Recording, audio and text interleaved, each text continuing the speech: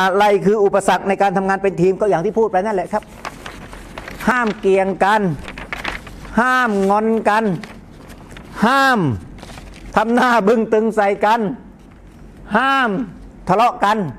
ถ้าทะเลาะกันในงานได้แต่อย่าทะเลาะกันในเรื่องส่วนตัวเราก็เคยเจอมาเหมือนกันนะทำงานในวันแรกเป็นเพื่อนกันอะเข้ามาคู่กันเลยอยู่ไปสักระยะหนึ่งทะเลาะกัน